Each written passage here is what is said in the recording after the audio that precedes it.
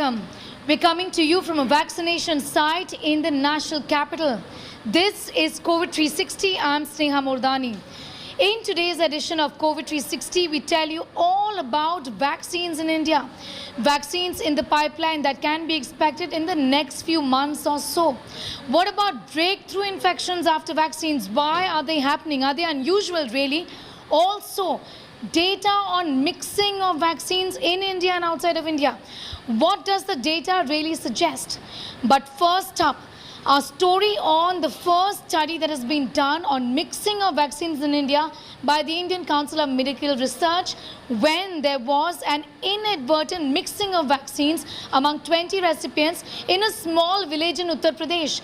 The ICMR has taken this data from all of these 20 recipients, then to do a small study to show that mixing of Covishield and Covaxin actually works and gives good immune response. Take a look. Mixing and matching of vaccines work and generate good results. Well, that is the conclusion of a study that has been done by the Indian Council of Medical Research on mixing of vaccines. The study by itself was done by chance when 20 individuals were inadvertently given a mix of Covishield and Covaxin in UP, raising concerns then about the possible adverse side effects. But the Indian Council of Medical Research sensed an opportunity in studying the recipients and conducted the study. Well, here is what the researchers have found. The study was conducted between May and June this year in Uttar Pradesh. The study shows that immunization with combination of an adenovirus vector platform-based vaccine followed by inactivated whole virus vaccine, which is Covishield and Covaxin, was not only safe but gave better immunity against the variant strains of SARS-CoV-2. The study, however, is yet to be peer-reviewed. The ICMR has said such mixed regimens will help to overcome the challenges of shortfall of particular vaccines and remove hesitancy around vaccines in people's mind that could have genesis in programmatic errors, especially in settings where multiple COVID-19 vaccines are being used. But experts advise caution. I would not jump to the conclusion that this data is enough to switch to interchangeability of vaccines. We still need more data, probably a bigger study with a large number of participants, well-designed. And once findings from that study are available, then only we can take a call. In India, CMC Vellore has got the permission from the drugs controller to carry out mixing trials of Covaxin and Covishield. Bharat Biotech too, in principle, has got the permission, at least an approval from the subject expert committee, to carry out trials of mixing the nasal vaccine drops and Covaxin. But until there is data available, experts world over say that mixing is something that should not be tried on our own, and we should be sticking to taking, at least in India, 2 doses of one vaccine that we have been doing right from the very beginning. In New Delhi, Sneha Mordani for India Today. Mixing of vaccines is not really happening in India right now because the trials have not been done just yet.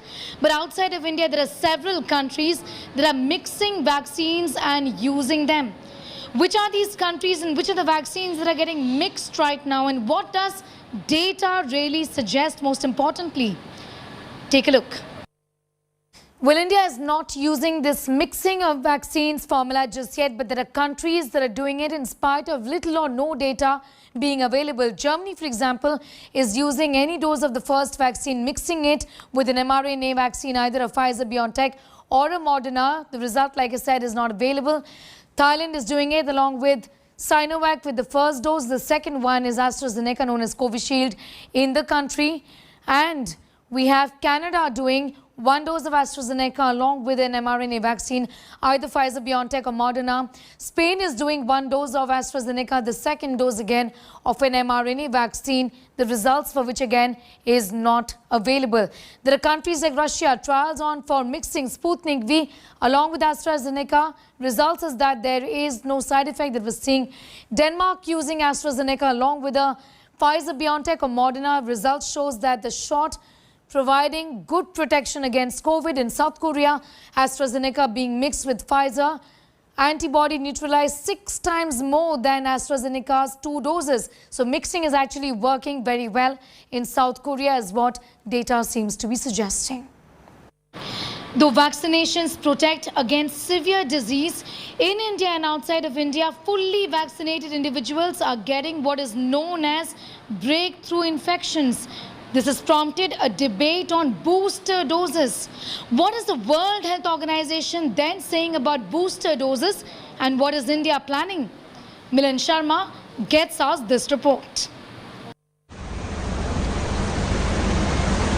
Israel has become the first country to start a booster vaccine dose campaign, even as COVID cases rise across the globe. As per studies in Israel, protection against serious disease dropped among those vaccinated in January. This despite the fact that the country has given Pfizer-BioNTech vaccines to 57% of its population. In view of the fall in immunity against COVID, Israel has proposed that the vulnerable and those aged over 60 be given a booster shot. President Isaac Herzog is among those who received their third dose of vaccine. But what exactly is a booster dose? A booster dose is just another dose of the vaccine to prolong immunity if there is evidence that protection is waning after some time. And who needs a booster dose? The third dose does appear to be very important for individuals with immune compromise, especially individuals with certain hematological malignancies or other cancers, individuals on treatments that can compromise their immune response. Some experts at the Yale Medicine suggest that a booster shot can be modified to target specific variants. The World Health bodies are divided over the need for a third shot. The WHO said the evidence on the need for a third shot was still evolving. The US and EU health officials have hinted a third shot is not needed at the moment. Indian vaccine experts are yet to take a final call. As you know, that WHO has called for a moratorium on booster doses. कुछ देशों ने इसको शुरू किया है. तो let's watch this space. जैसे जैसे evidence, जैसे जैसे knowledge बढ़ रहा है इसके बारे में, इसको आगे लेके आएंगे. In the sense of less deaths. Anthony Fauci, the US's top infectious disease expert, however, is strongly in favor of speeding booster shots to people with weakened immune systems. Rich countries such as France, Germany, Britain and many in the Middle East have plans to offer a third booster shot, even as many in low-income countries still remain unvaccinated. This has sparked fears that the great vaccine divide will widen further. So far as India is concerned, no such recommendation has yet been made by the expert committee on vaccines in the country. But we'll have to wait and see the emerging data on booster doses to take a call on whether this can be done in a country like India as well. With Pradeep Gupta in New Delhi, this is Milan Sharma for India Today. How likely is an infection in fully vaccinated individuals? What is data really suggesting? Why and how is this infection after vaccination really happening? And what should people who have got the vaccine already, the full dose, should be really watching out for? Here's more.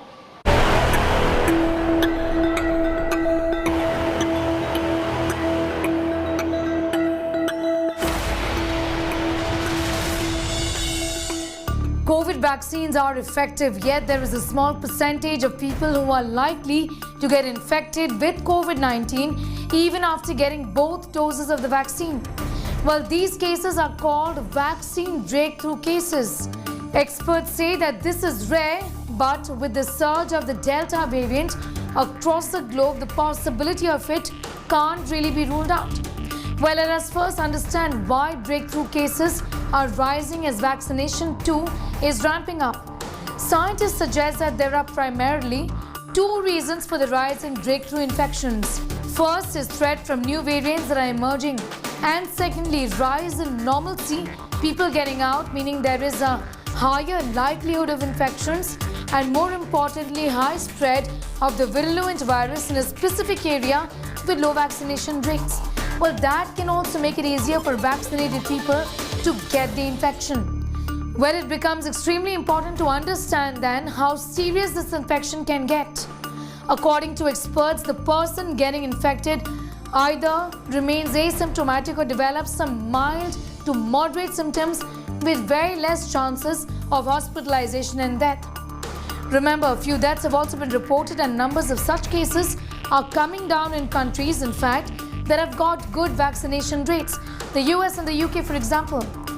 So does it really raise questions on the efficacy of vaccines that are now being used across the country? Well, vaccines available right now, be it those on the adenovirus platform like Covishield or AstraZeneca, or those on the mRNA platform like Moderna and Pfizer, are not giving full protection against infection completely. That's not possible. Well, this is a result of highly infectious Delta variant, which seems to be complicating the efficacy picture. But researchers also suggest that those who have received both rounds of the vaccine, which means the complete dose, are half as likely to be infected with the virus than those who are unvaccinated. I spoke earlier to Professor Anurag Agarwal, who is overseeing the genomic sequencing in the country, and here's what he's had to say about the current vaccines in the country and how effective they are against severe disease and hospitalization. Listen in. There is a concern as far as breakthrough infections in some districts like Patanamathitta is concerned. What really is the reason behind these major breakthrough infections that we are seeing, in your opinion? Yes, so let me clarify that. So vaccination and protection against infection versus protection against severe disease are two very separate things. Current vaccinations, whether the ones available in India or the ones available outside India, are very good at protecting against severe disease. But as is being seen in Israel, America, UK, protection against infection is only in the range of 60% or so, particularly for the type of vaccines available in India. Of course, we want to continue to sequence to make sure something new has not come. But there is nothing unusual in what we are seeing once we make the correct assumption and calculation that protection by vaccination is only in the range of 60% for mild infections. Johnson & Johnson's single-dose vaccine against COVID-19 has gotten emergency use authorization in India. In India, this vaccine is going to be brought to us by Biological E, which is a Hyderabad-based company. Here's all that you need to know about this vaccine and when it can be expected in India. India is expanding its vaccine basket. Johnson & Johnson has become the fifth vaccine to give an emergency use authorization in the country. The third foreign vaccine after Russia's Sputnik V and Moderna, a single-shot vaccine to fight COVID-19. Johnson & Johnson said, and I quote, "This decision was based on top-line efficacy and safety data from the Phase 3 Ensemble clinical trial that demonstrated a single-shot vaccine was 85% effective in preventing severe disease and showed protection against COVID-19 related hospitalization and death beginning 28 days after vaccination." Experts agree. Covid की जो है करीब 20 vaccine जो है पूरी दुनिया में अभी तक अप्रूव्ड हो चुकी हैं अलग अलग। हिंदुस्तान में आपने जैसा बताया 5वीं वैक्सीन ये है अप्रूव्ड हुई है, तो इससे डेफिनेटली गति को बढ़ाने में मदद मिलेगी, इसमें कोई शक नहीं है। In India, Johnson & Johnson has collaborated with Indian vaccine maker Biological E to produce the doses. The vaccine works against the infectious Delta variant. But when will the doses be available in India? Indemnity for foreign vaccines could be a hurdle. Johnson & Johnson is in talks with the Modi government over indemnity clause. The vaccine maker recently withdrew the application to conduct clinical trials in India, as per the centre's express entry for foreign vaccine policy. However, the vaccine does come with a warning. On April 23, 2021, the FDA amended the EU8 to include information about a very rare and serious type of blood clot in people who received the vaccine. We hope with Johnson & Johnson, that is according to sources currently in discussions with the Indian government over indemnity, that the emergency use authorization doesn't get stuck in this problem and doesn't just stay in documentations and paper. Because how soon the vaccine will be available in India and what will be the cost of the Johnson & Johnson vaccine is still a question that will be asked several months from now. But India's vaccination needs more vaccines to provide a push to the vaccination drive before the impending third wave. With camera person Sanjeev, this is Milan Sharma in New Delhi for India Today. We're pausing here for a quick commercial break. Much more news on the other side.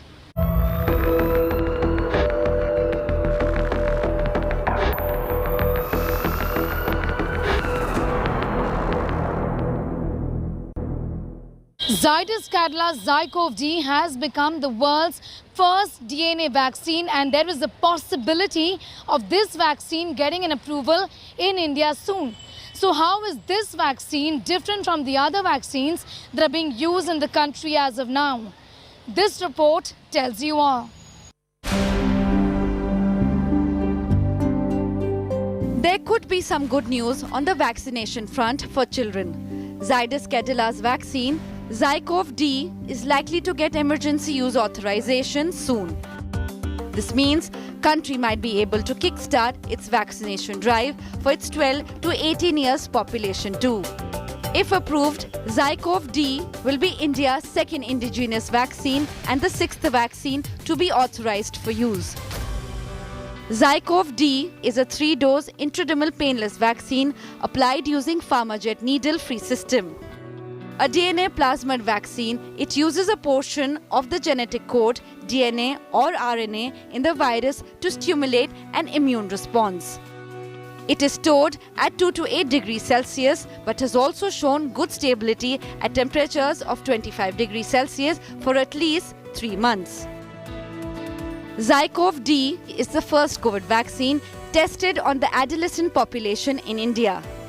Around 1,000 children were enlisted for the trials, and the vaccine was found to be safe and very well tolerated. We have mostly finished all our recruitment. We have by far recruited the largest number of patients in India, which is 28,000 volunteers who have been vaccinated as part of the trial. This is by far one of the largest trials that has been conducted.